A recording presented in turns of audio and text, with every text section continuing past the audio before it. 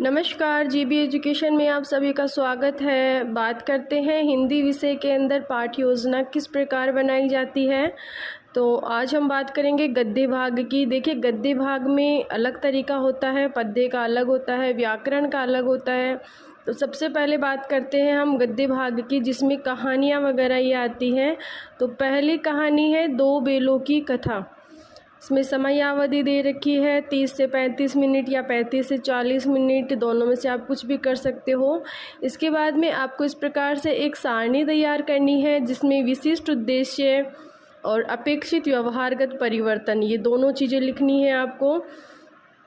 विशिष्ट उद्देश्य के अंदर देखिए 6 पॉइंट आते हैं, जिसमें ज्ञानोपयोग है, अर्थ ग्रहणात्मक है, अभिव्यक्त्यात्मक है, अभिरुच्यात्मक है, अभिवृत्त्यात्मक है और कौशलात्मक है। अब देखिए, ज्ञानोपयोग की बात करें तो ज्ञानोपयोग को दो भागों में बांटा है, भाषा तत्वों का ज्ञान और विषय वस्तु का ज्ञान। इन दोनों के दो दो पॉइंट आपको एक्सप्लेन किए गए हैं। अर्थ ग्रहणात्मक को भी दो भागों में बांटा गया है, सुनकर अर्थ ग्रहण करना और दूसरा है पढ़कर अर्थ ग्रहण करना। इसके बाद में बात करते हैं अभिव्यक्त्यात्मक, जिसमें दो प्रकार हैं, मौखिक अभिव्यक्ति और लिखित अभिव्यक्ति।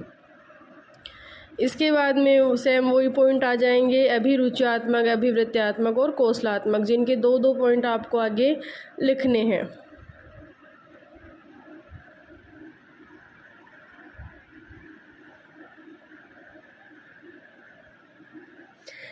इसके जस्ट सामने वाले पेज में आपको, अगर इधर की साइड में आपके नहीं आता है, छोटा पड़ जाता है, तो आपको इस प्रकार से इधर की साइड में इसको करना है।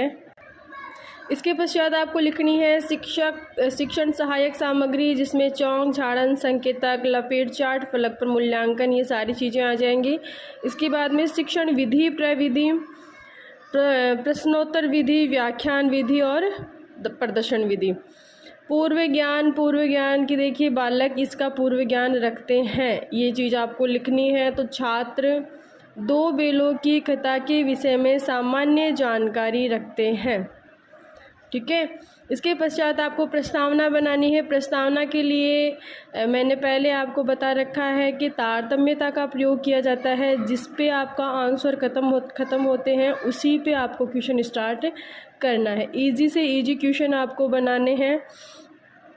जानवरों के कितने पैर होते हैं? छात्र अध्यापिका क्रिया है, यानी जो छात्र अध्यापक होगा वो क्वेश्चन करेगा छात्रों से कि जानवरों के कितने पैर होते हैं?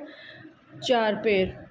4 पैरों वाले जानवरों के नाम बताइए। गाय, भैंस, बैल आदि।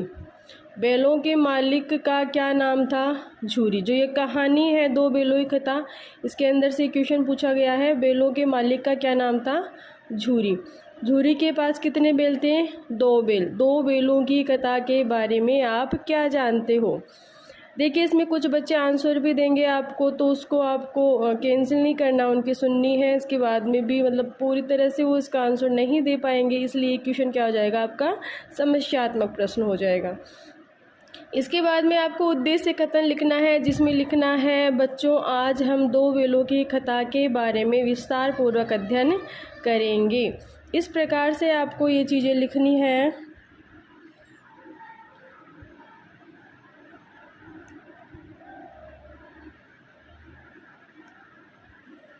फिर आएगा प्रस्तुतिकरण। तो प्रस्तुतिकरण आपको जो पॉइंट ऊपर बताए गए हैं एज इट इज़ आएगा। इस पेज पे 2 आएंगे और इधर वाले पे 3 पेज देंगे। तो इसमें है शिक्षण बिंदु, छात्र अध्यापिका क्रिया, छात्र क्रिया, सहायक सामग्री और शामपट कार्य। अब देखिए, शिक्षण बिंदु की बात करें तो प्रथम अनुवृत्ति की जितना पैराग्राफ आप बच्चों को पढ़ा रहे हो, जितनी कहानियाँ बच्चों को पढ़ा रहे हो, उसके अनुसार आपको यहाँ कहानी लिखनी है, जिसमें आपके यहाँ आएगा कहानी का स्टार्टिंग 2-3 वर्ड प्लस डेस डेस डेस करके, जहाँ तक आपने वो कहानी पढ़ाई है उसके लास्ट वर्ड्स 2 या 3 वर्ड आपको यहाँ लिखने हैं। इसके पश्चात देखिए, स्टार्टिंग आपकी यहीं से होगी आदर्श वाचन। छात्र अध्यापिका क्रिया में आपको आदर्श वाचन लिखना है, जिसमें आपको करना है छात्र अध्यापिका प्रस्तुत गद्यांश का उच्चारण उचित आरोही अवरोही यति गति विराम चिन्हों आदि का ध्यान रखते हुए आदर्श पाठ का वाचन करेगी। इसके पश्चात आपको करना है अनुकरण वाचन। छात्र अध्यापिका छात्रों को अर्थ और भाव की दिशा देने के लिए कतिपय यानी कभी कभी छात्रों को अनुकरण वाचन करने के लिए आदेश देगी। ठीक है, देखिए आप किसी भी प्रकार का लेसन बनाओगे गद्य भाग में तो सभी में ये सेम पॉइंट आएंगे। इसमें कुछ अगर चेंज होएगा तो वो आएंगे आपके काठिन्य निवारण, जिसमें जो कुछ शब्द दिए गए हैं कठिन शब्द हैं। इस सारणी के अकॉर्डिंग कुछ शब्द हैं, वो शब्द आपको कठिन शब्द हैं उनको यहाँ लिखना है, उनका अर्थ आपको इधर लिखना है। विधि प्रविधि में आप कोई सी भी विधि प्रयोग में ले सकते हो, किसी वर्ड का संधि विच्छेद कर सकते हो, किसी वर्ड का मुहावरे में प्रयोग कर सकते हो, किसी वर्ड का वाक्य में प्रयोग कर सकते हो, किसी में उपसर्ग प्रत्यय या उदाहरणों के माध्यम से आप इस प्रकार से 4 या 5 कठिन शब्द लोगे जिनका आप विधि के आधार पर प्रयोग में लोगे। और जो कुछ आपने ये सारणी बनाई है जिसमें शब्द और अर्थ हैं, उन्हीं शब्द और अर्थों को इसके जस्ट सामने आपको शामपट कार्य के अंदर लिखना है। अब देखिए छात्र क्रिया की बात करें तो अनुकरण आदर्श वाचन के सामने आपको लिखना है छात्र मनोयोग पूर्वक सुनेंगे। छात्र मनोयोग पूर्वक सुनेंगे। इसके बाद में अनुकरण वाचन के जस्ट सामने आपको लिखना है निर्दिष्ट छात्र द्वारा अनुकरण का वाचन करेंगे, यानी जिनको आप निर्देशित करते हो कि हाँ आप इसका वाचन कीजिए तो वो इसका वाचन करेंगे। इसके बाद में अशुद्ध संशोधन, जो कुछ भी अशुद्ध शब्द हुए थे उन अशुद्ध शब्दों का वाचन किया जाएगा।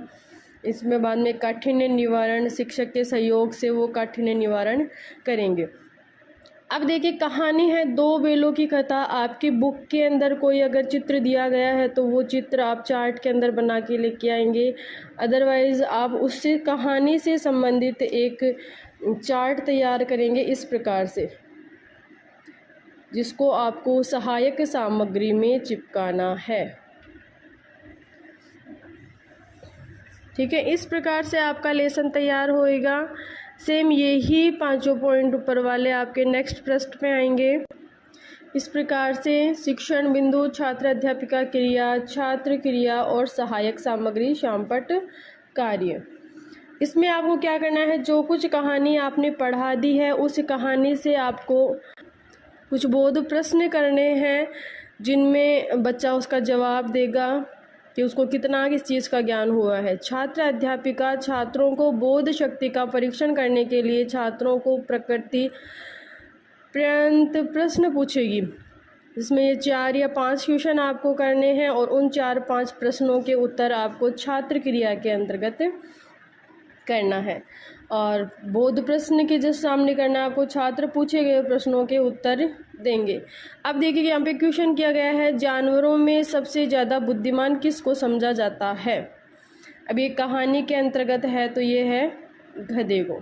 ठीक है, इस प्रकार से आपको क्वेश्चन करने हैं। क्वेश्चन करने के बाद में आपको बच्चों को निर्दिष्ट देना है कि आप मौन वाचन कीजिए। इसका मौन वाचन के बाद में छात्र निर्देशानुसार पाठ का मौन वाचन करेंगे। फिर है विचार विश्लेषण प्रश्न। इसमें आपको 2 प्रश्न इस प्रकार के करने हैं जिसमें बालक विचार करे कि ये होगा या ये होगा, इस प्रकार से विचार विश्लेषण प्रश्न करने हैं। फिर सार कथन, और इसके बाद में आपको पाठ का सार लिखना है। पाठ का सार ज़्यादातर बुक्स के अंदर ऊपर स्टार्टिंग में लिखा हुआ आता है, अगर नहीं आता है तो आप पूरी कहानी को पढ़ने के बाद में उसका सार लिख सकते हैं कि किस प्रकार से इसका सार आएगा। उसी सार को आपको सहायक सामग्री के अंदर लिखना है चार्ट के ऊपर।